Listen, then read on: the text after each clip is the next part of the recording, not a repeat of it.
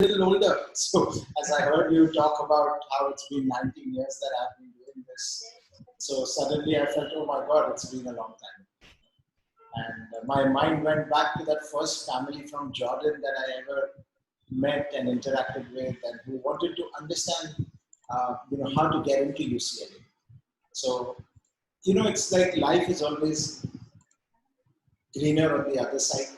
So when I was a student at UCLA, I thought, oh, what's the big deal? I'm just a student here. I'm going to try to do my good job here, do well in the classroom, do well outside of the classroom. But then, I got this interesting perspective from across the fence, somebody who was an outsider and who was looking in and who said, wow, I also want to join into this. So at the time, I didn't make too much of it, but since then, I have come to realize how much people value this, the opportunity to get into a good college and do well at that good college and build your career. And it's been a great pleasure working with hundreds and thousands of students in the last just short of 2 decades. Now, one thing I have realized about this whole career guidance, college admissions, the most important thing is not to look outside. The most important thing is to look inside. It's to introspect on who you are. It's to focus on your identity and individuality and your uniqueness and how you are different and unique from your friends, from other people around you. Because what happens is, in your younger years, especially when you are a teenager, you don't want to be different. You want to blend in, you give into peer pressure, you try to do what the cool kids are saying, so to say. Then as you grow older, you realize that individuality is the hidden gem that you possess. And only you have it, and nobody else has it. And that is where I want to begin the conversation today. So allow me to share my screen. Is that possible, Dinesh? Can I share my screen here? Yes, yes. Okay, so great. So let me put up my presentation. I hope you're able to see it now. Yes, we can see. So I want all of you, students and parents, and I'm assuming we have students and parents both. Is that right, Devesh? Yes, that's correct. Okay, that's correct. Correct. So, I think the most important thing that I want to encourage all the students and parents to think about is look at yourself. Look in the mirror and answer some great questions about yourself to yourself. Don't do this for anybody else. Don't do it for me or your parents or your teacher or for any college in the world. We are all only a means to an end. First, you need to look at yourself and think, what do I want? So many times we are fed the stories that, oh, you should do this in life, or you should do that in life, or you should be a doctor or a lawyer or something or the other. Do you really want that? Do you want that? So, and I would say that, first thing you do is do a short exercise where you write down your original thoughts. That what do I want?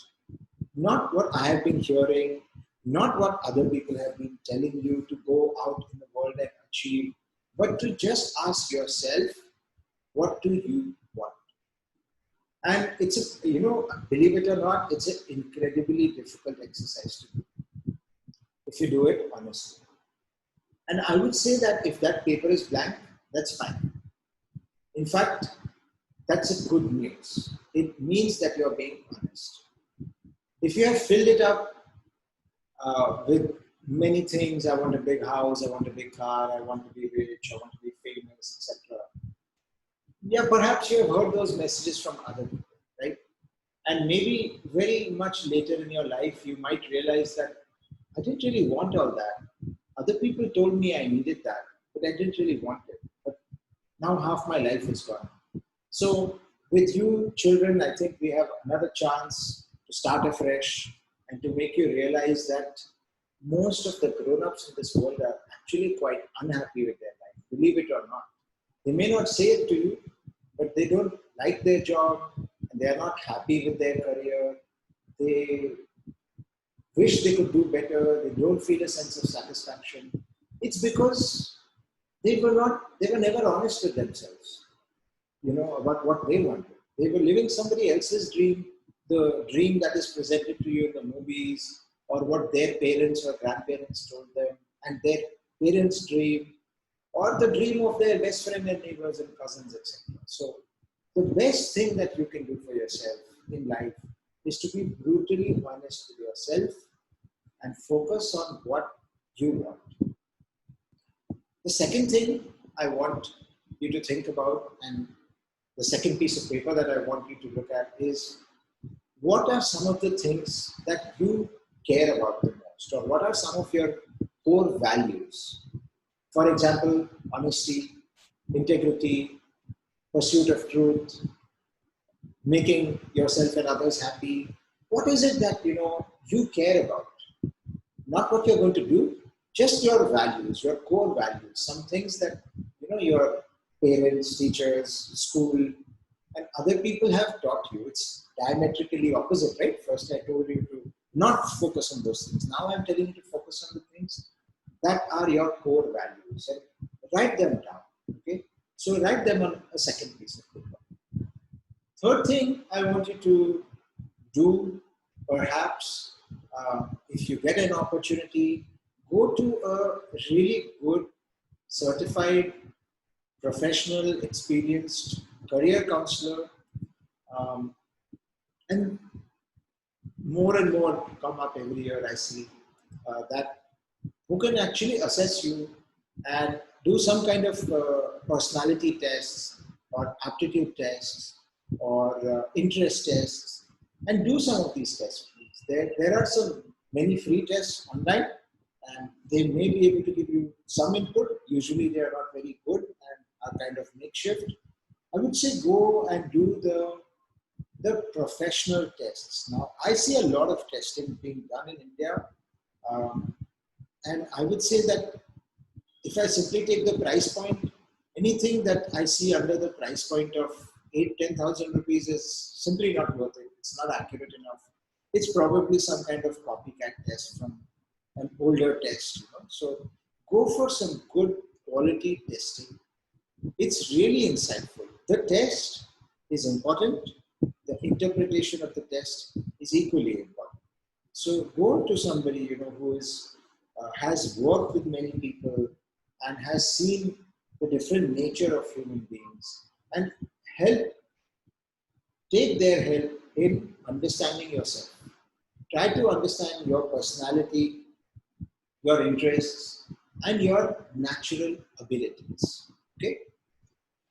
Because these three things will help you eliminate. I should not be doing that, because the first thing I'm trying to get you to think about is, what do I really want to do? And that is the ultimate question. So, number one big question after doing all of that for you to reflect is, eliminate things that you see out there in the world that don't align with you. Because so many times I see children choosing a career uh, because of their marks. They got good marks, so therefore science is for them. They didn't get good marks, so arts was for them. And I think at some point in our country, we will definitely have to stop classifying people into these three subsets, because more and more in the world, those who are at the interface are doing better rather than the straitjacket science, business, arts approach. So think of yourself, and as you reflect on all of these things I'm listing out for you, look at the world, look at the subjects that the world is offering you, and say, this is not for me. So go with the process of elimination and try to narrow down on a couple of things. Okay. Of course, I do my own assessment, and in the interest of self-promotion, I can show you a simple scorecard. We do natural talent testing, so we don't do really personality or interest testing, but we focus on abilities. And God, in all His wisdom, has given a gift to everybody. Everybody has one gift. inside them that they are really good at, they do it better than most other people. Find that. It's a real joy of your life if you can find that. You know? People take decades, or some people never even find it. If you can find this, if we can help you find it, or any other counselor can help you find it, please find it. And don't focus so much on marks and college and admission. All of that is a means to an end. And along this journey, very few people you will meet who will actually talk to you about what do you want. So this is something where you are alone. And people will come in your life, they will go and see if they can help you figure this one out. It's a great mystery, great challenge of your life. What are you going to do? You have this life, what do you want to dedicate it to? The sooner you find it with conviction, the better. Find something you are good at, find something you care about, find something that gives you happiness and satisfaction, and dedicate yourself to it. My grandfather always used to tell me, and I'm sure you have heard it and your parents must also have told you, but it's so true, you know, when I think about my life now and when I was a kid, even younger than you, he used to tell me, you can be a lawyer, but be the best lawyer. Or you can be a gardener, but be the best gardener. And I now pass on the same wisdom to you that choose wisely, but whatever you do, dedicate yourself to it completely. Make sure you have chosen it honestly. Otherwise, the story will repeat itself. So many grown-ups that we survey in all kind of HR surveys, do you love your job? Do you love what you do? Vast majority say no or are unsatisfied. Get ready to live that life. Okay? So that is the first piece that I want to share with you. The second thing that I want you to, and maybe even you can take a screenshot of this. I believe we are recording and the foundation will share the video so you will have access to it later. The first question ask yourself is, who am I? What is my identity? Ask yourself, what is it that you do better than other people? Then ask yourself, you know, what should I be studying in grade 9 to 10, 11 to 12? I have to now choose. This is the first time you are getting a proper choice. After 12th, you will be making a very big decision of your life. Then think carefully to choose your subjects which will lead you to opportunities. Because many times I see children who have chosen subjects in 9 to 12 which are such that many careers are shut for them. Because many colleges have shut their doors because of subject pre-requirements. So choose that carefully. Then think, you know, what do you want to do? What do you want to study? And I would say choose something that makes you curious, that will help your career, that will groom you holistically as a person. Okay? Now, next big question to ask yourself is,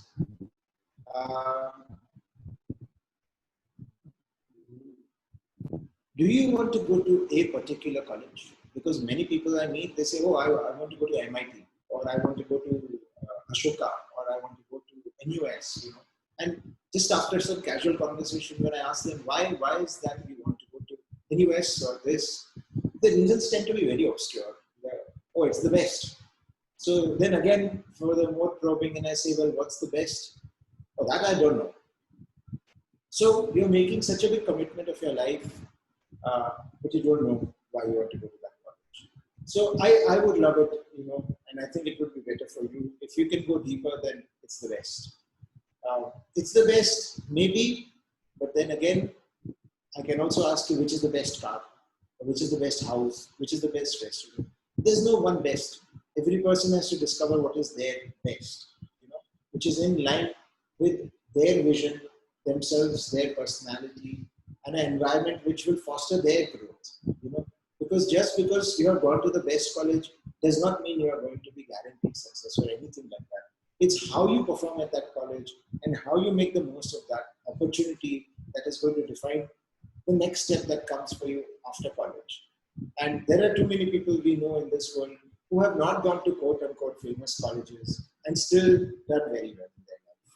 These are people who had greater depth in their personality. They engaged with opportunities more successfully, probably also got lucky. So please stop thinking about college as some kind of panacea to success and thinking that, oh, I have gone to this college, now I'm done. Chalo, mera ho gaya. No such thing. All right. So think carefully what college you want to go to, why you want to go to that college, and go deeper. Find an alignment. Then the big question, once you have found a college, is, well, why should they admit me? Most, if they are quote unquote good, successful, highly selective college, then there will be a long line of people waiting outside their door. So the big question is, why you? Why not the 20 other people? Then you have to again reflect on why that college is great for you. Are your grades right? Are you able to demonstrate that you are going to be fitting well into their college? In India, we tend to have a single parameter approach to admission. One number defines everything, school grades or entrance exams, grades, etc.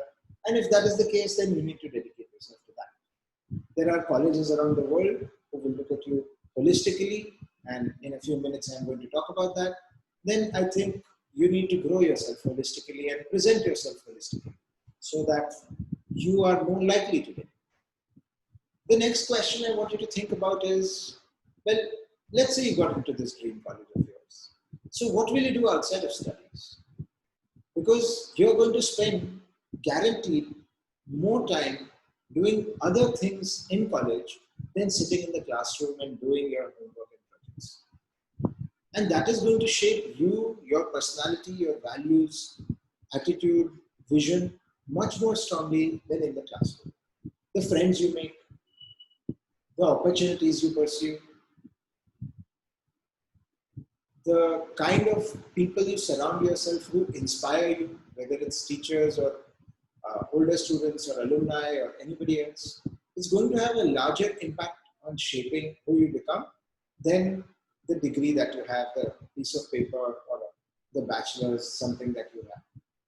And lastly, you must ask yourself this question, that what will you do with your education? What do you hope to do with your education? Is it a job? Okay, no problem. What kind of organization? If you were to go and work today, where would you like to work? Many children I talk to, they don't think about this. In fact, most don't think about it.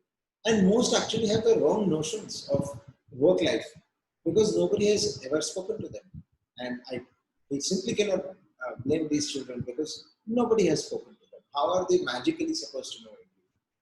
So I would suggest you should have conversations with grown-ups, your parents, friends, cousins in the house, uncles and aunties, neighbors, etc., people who are pursuing the profession that you're kind of interested in. Go and have a chat with them. That what is working life really like? What are the kind of people you like to recruit? What do you look for when you recruit? And very frequently you will be surprised that, well, we look at the person, not their marks. So marks are very important and have to be very careful about this because this is a school presentation.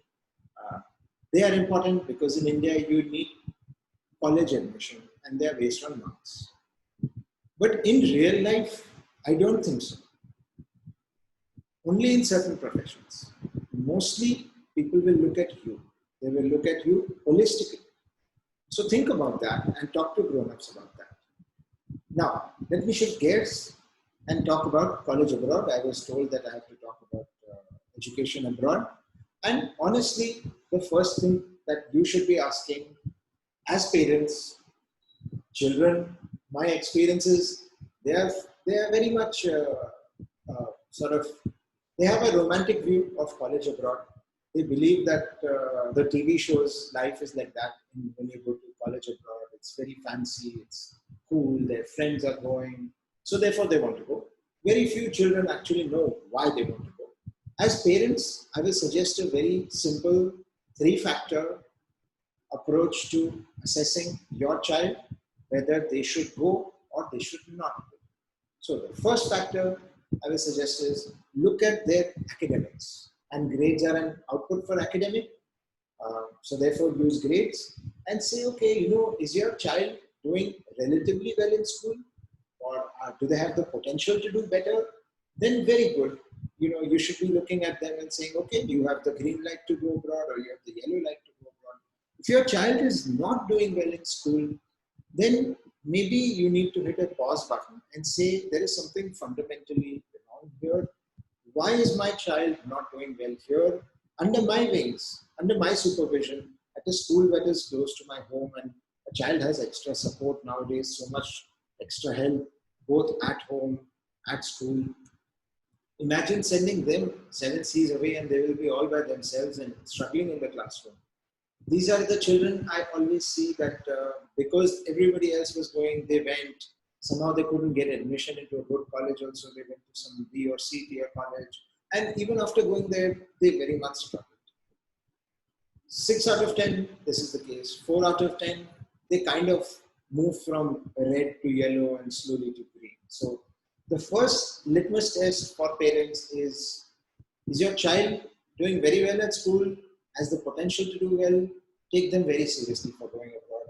Those who are struggling in school, even though they might have aspirations, first get them to do better in school before you think about bigger things. Second thing is that how mature, confident, independent, responsible is your child? Now, how much can we expect a 16 or 18-year-old to be? And when you send them abroad, they will be all by themselves. They will have to clean their own room. They will have to wake themselves up. They will have to find out which classes they have to go to. Nobody will be there to remind them that what assignments or homework or projects they need to work on. They will have to take care of their own health, well-being, eating, fitness, socializing, keeping away from negative elements. So children who are more confident, mature, independent are in the green. Those who look like they have the potential or on their way to becoming, maybe in a year, 2, 3 years time, fine, they've got the potential, very good, we can consider. But those of you who have children who you think this person is really not independent, they are not able to make their own decisions, and how will they handle themselves independently so far away without us, without anybody else? You need to pause and rethink that should you be sending your child abroad, because most likely you're setting them up for failure. Because today at least they only have to worry about one thing, which is doing well in school, college entrance, school and entrance exam. Tomorrow suddenly they will be faced with multitasking. They will have to take care of so many things. It comes as a rude.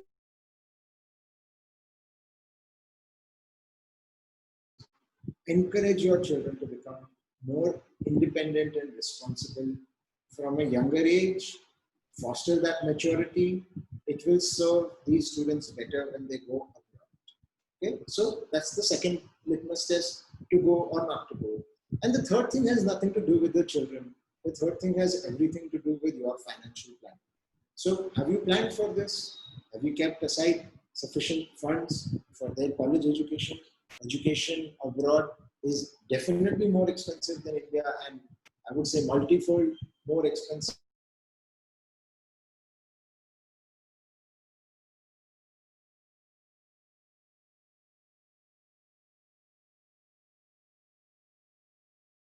Good idea to send your child abroad, especially if it involves taking a loan of anywhere more than 30 to 40 lakhs. Is it really worth it?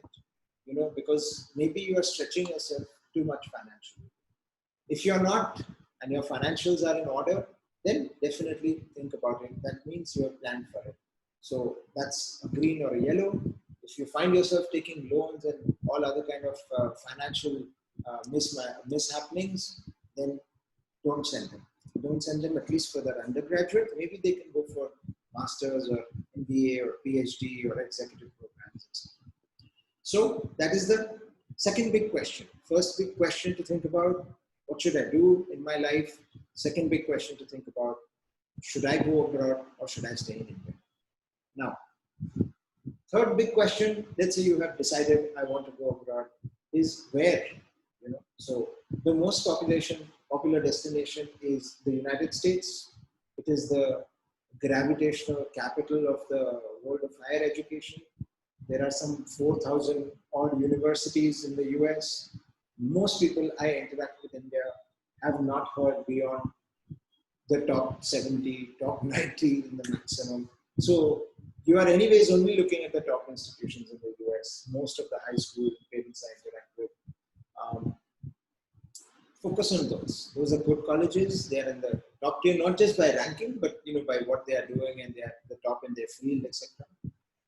Second most popular destination for students from India is, I would say, Canada and the UK. They almost tie with each other. The next popular destination is mainland Europe, so Germany and France and Netherlands, Spain, Italy, etc. Third most popular destination tends to be Singapore, Hong Kong.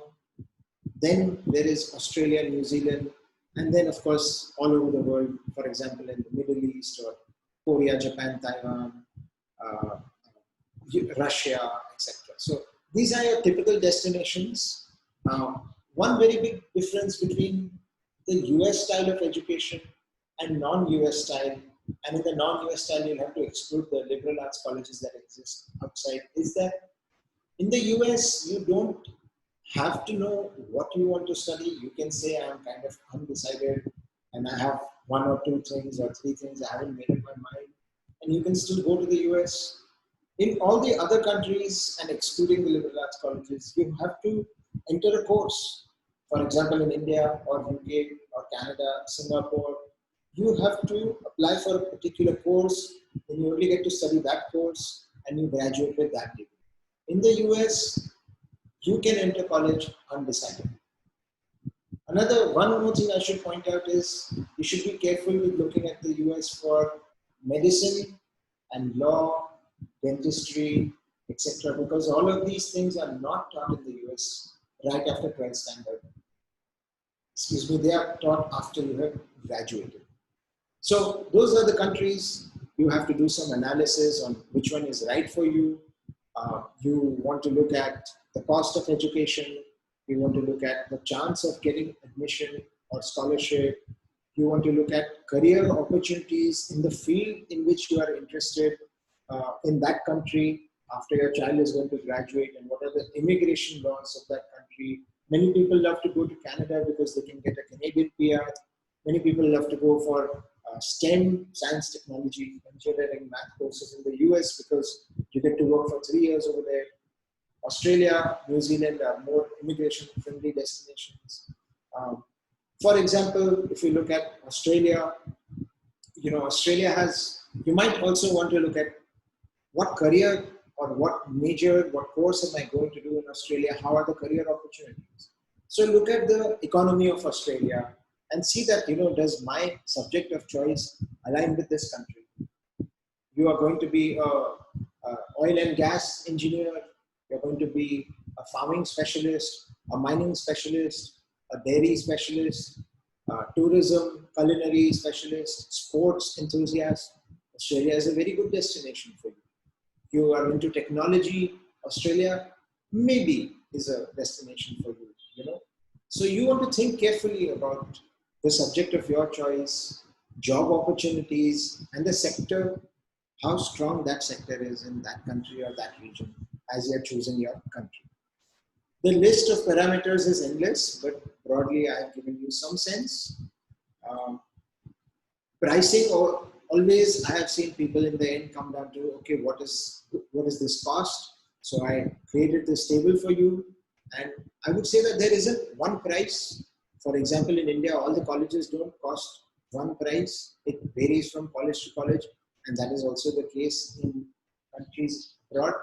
We tend to classify abroad as one place. It's definitely much larger than one place. And if you just look in the US itself, Harvard, for example, will set you back about $75,000 to $80,000 a year.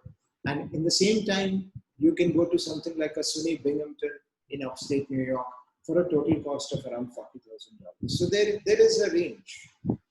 Same thing is true in Canada. You want to go to University of Toronto or UBC, etc. They tend to be more expensive. And if you go to one of the smaller towns of Canada or one of the lesser populated provinces, it will be much cheaper. Similarly, in the UK as well, the UK also does this interesting thing where they price the degree according to what type of major you're doing. So science degrees tend to be more expensive, and humanities degrees tend to be a little cheaper. Plus, then depending on the location, the cost of living also varies, and you end up with a differential. Netherlands has fast emerged as a very popular and a cheaper destination compared to all of this. As you can see that, tuition fees is lower, living cost is not that high. Also direct flight from Bombay, Delhi, Bangalore, etc. So it's very helpful. And Germany is the ultimate because as a socialist mindset in education, if you speak German and you're local German, then education is almost free. It's paid for by taxes and the government. And if you're not German, not a German speaker, still there are so many options which are relatively cheaper. So there is an entire scale. It can go from as low as $15,000 to as high as $80,000. I now realize I should have also put Singapore as a sample on this. It's somewhere in the middle. So as parents, you want to plan for this because you want to see that is my child going to do a 3-year degree or 4-year degree. They vary from country to country. Same degree might be 3 years in one place and 4 years in another place. So you want to get this financial calculation right because this is big money. Especially when you compare it to something like this.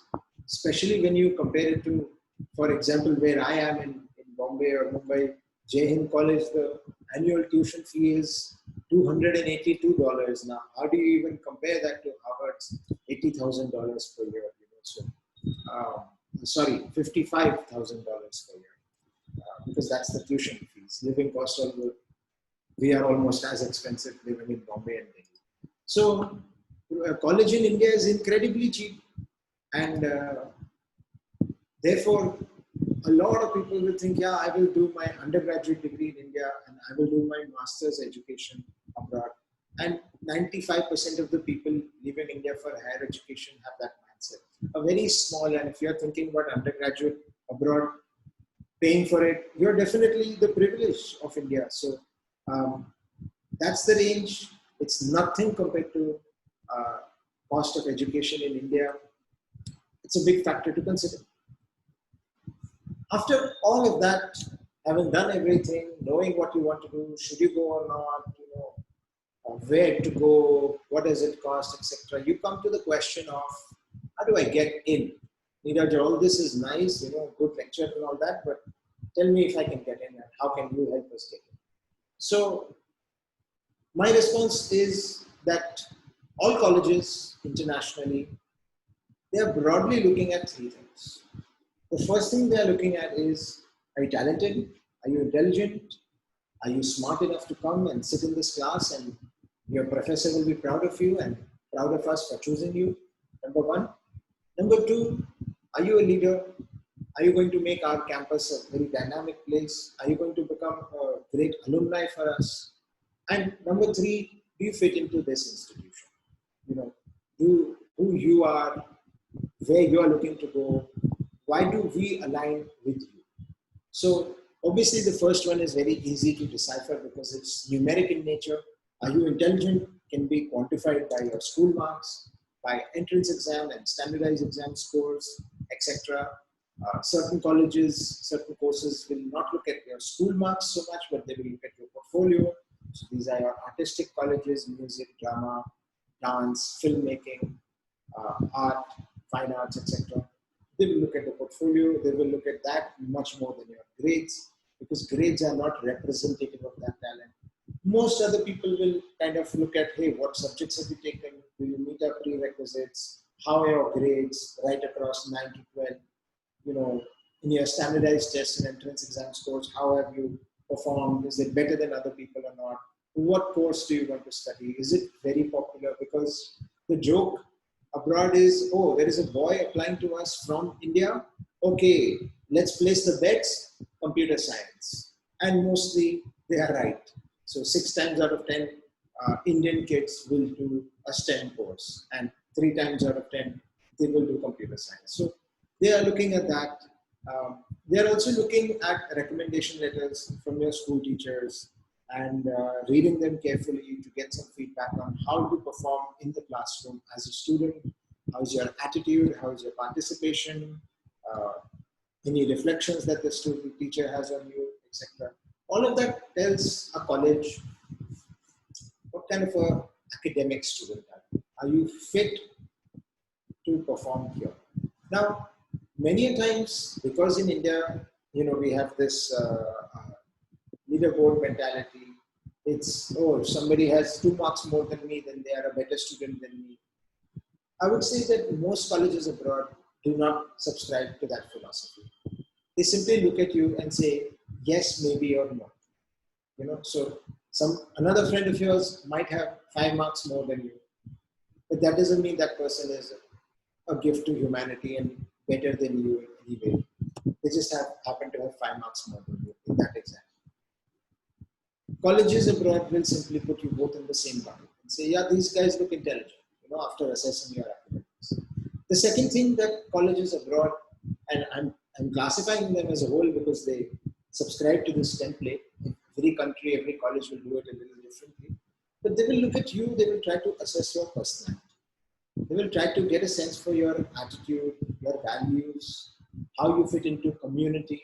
Are you a loner? Are you social? Do you have any special talents? And they are doing all this through recommendations from a school counselor, if you have a school counselor, or any external person, and from any essays or personal statements that you have written. They are trying to get a sense for what kind of attitude and values, personality you have, because this softer side of you is equally important to the IQ and the talented, intelligent side of you, right? So we know so many examples of people who were average in school and college, but they have very pleasant personalities. They are very good team players. They are very good leaders. They know how to convince people. They have very good manners, all of those soft skills that you can talk about. And they do exceedingly well compared to other highly intelligent people. And we find that these people do better in life, in general. Okay? The notion that, the smartest person in the classroom with the highest marks is the most successful person later in the world, we actually find a negative correlation with that. So you're less likely to be successful in life if you had higher marks, outside of certain careers. So this second part in ways is so much more important than the first part, that these colleges around the world who are charging you so much money, by the way, they are looking at you and saying, does this guy or does this girl have that soft skill and that personality, attitude, values, vision? They're looking for that.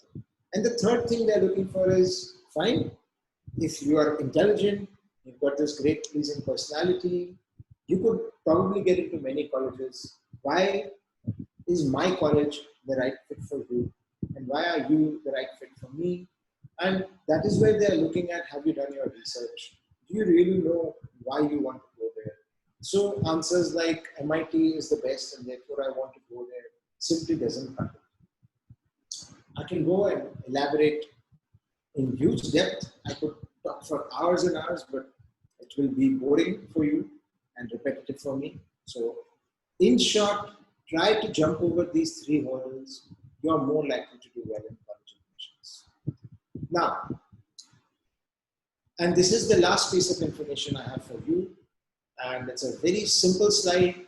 And over the years, I have noticed that students do not succeed in college admissions.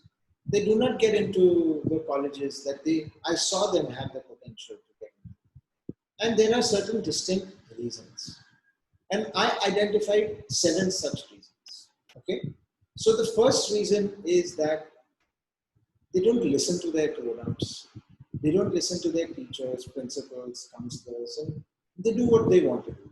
And very much in the end, they realize, oh, I should have listened to you. But by that time, my dears, the boat has sailed and the opportunity is gone.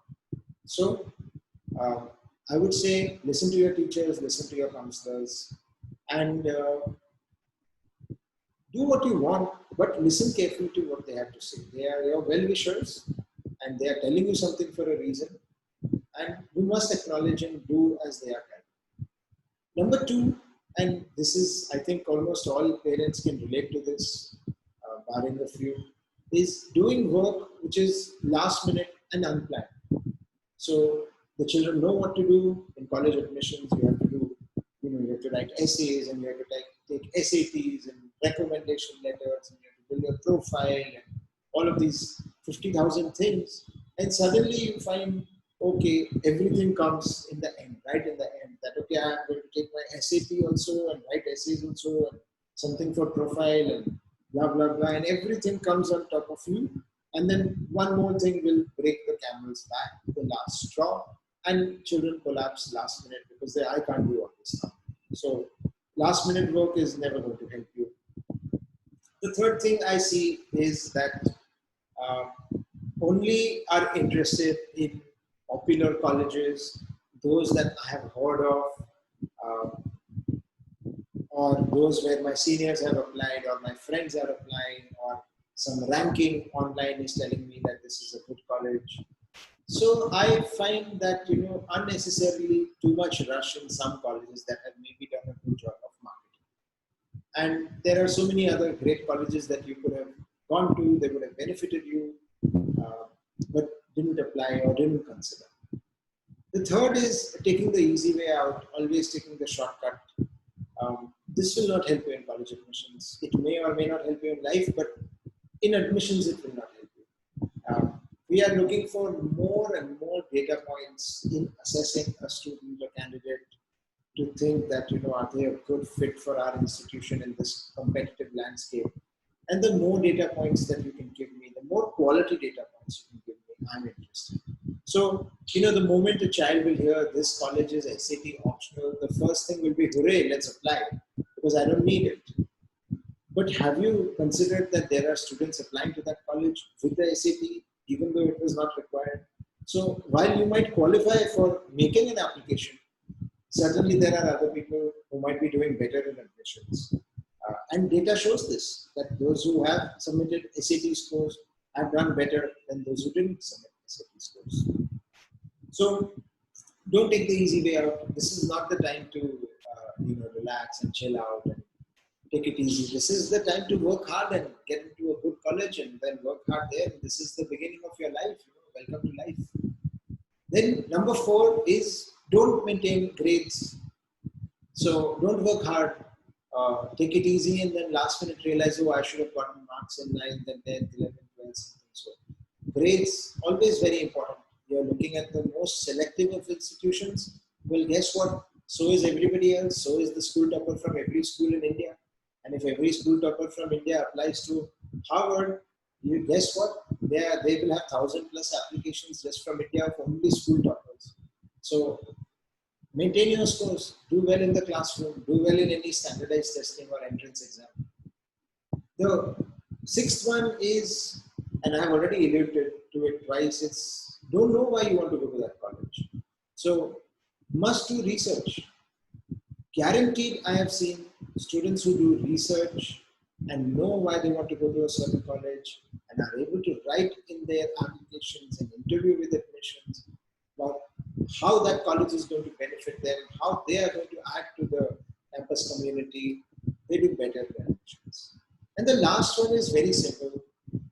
This is just a systemic problem, I would say, that we don't have this strong culture of empowering students from a younger age. My time in the United States brought me face to face with families who encourage their children to go and work from a younger age. So I had some friends at college who had already earned money even before they had come to college. They had done odd jobs for pocket money, etc. In India, we don't seem to encourage our teenagers to do things like this. I would encourage you to do it. Please go work in a McDonald's, go clean dishes. What's wrong? You're going to have to do it in college and in life. Whatever job you can find, it will teach you something, whether it is at the grassroots level, middle or top. And you can never get to the top until you rise from this bottom. Even if you do, you will collapse fast. So learn how to multitask. Learn how to do multiple things simultaneously. Because you're going to have to fly or drive with both hands, right? You're going to have to worry about school and performing at school, and also this college admission. So these are my 7 tips. I see that lots of questions are coming in, and I think this is my last slide. So let me stop there, and maybe we can answer some of these questions. Is there anything else you want me to do, Devesh? I think this would be it. Maybe, yeah, we can take some questions now. We are almost towards. So let's see. Okay, so the question is, if someone is mature, gets good grades, is a topper? This is some very weird question. I'm going to ignore it. Okay. All right. Any other question?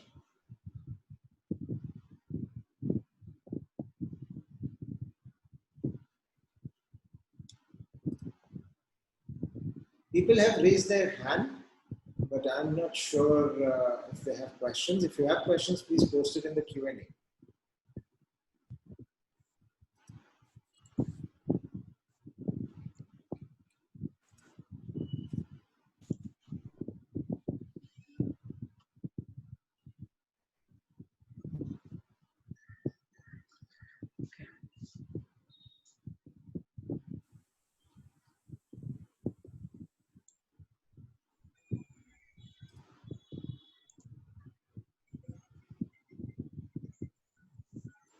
Okay, one question is, if I don't know German, can I still go to college in Germany? Yes, there are 2 types of colleges, those which are in German and those which are in English.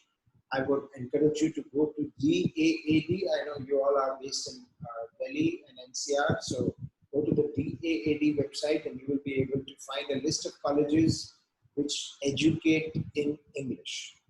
Having said that, I would encourage you to learn German, whether you do it now or you do it at college, to function very efficiently in the German society. It would be beneficial for you to know German. You can get a degree that's in English, but to work, to engage with older population, to become more handsome to future employers, I would encourage you to learn German. Another question is how to apply for studies in aerospace engineering after 12th standard. So I would say that you must focus on the US and the UK. And in the UK, you can use the UCAS application system to identify, if you just Google UCAS, UCAS course search, you will be able to browse an entire array of aerospace engineering courses in the UK, and you can create a UCAS account, identify 5 courses that you want to apply for, and submit your application. They will assess you on the basis of your school grades, your school recommendation, and your personal statement. If you end up applying to the US, the application is much more elaborate, holistic, and you will have to do a lot of other things. There are some great aerospace engineering programs in the US. I would encourage you to, again, get online and look for some of them. Off the top of my head, University of Washington, Seattle, Georgia Tech, Carnegie Mellon, Princeton, MIT, Stanford, Berkeley come to mind. There might be more. Is there any entrance exam for German colleges, or they just take me according to my grades? So, to the best of my knowledge, Germany does not have any type of standardized testing or entrance exam. They will do it on the basis of your grades. And your application, they may or may not require you to submit some kind of a written statement. With Germany, you want to be very careful that you are meeting the prerequisites for the specific course that you are applying to. And, you have to do some in-depth analysis of that. When is your quiz for scholarship? So this is a question, I believe, for Devesh Nat. Devesh, you want to answer them and tell them a bit about them? So the next scene is the scholarship program. The applications have already opened. It's only for grade 12 students, and the test will be available as soon as you register for the program. However, we also have another interesting program which is going on for younger students, for grade 9 to 11, 12 students. They can participate in our online profile building webinars, where we share with you more details about, or more opportunities about, what all activities or opportunities, programs that you can participate in to build your profile for your college application abroad. Yeah. Okay.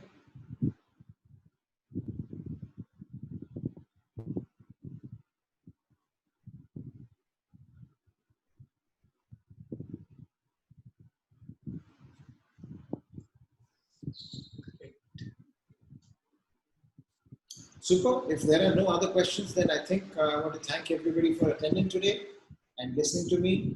It's dinner time, so enjoy, everybody. Great. Thank you. Thank you, sir. Thank you, students, for joining. Have a good day.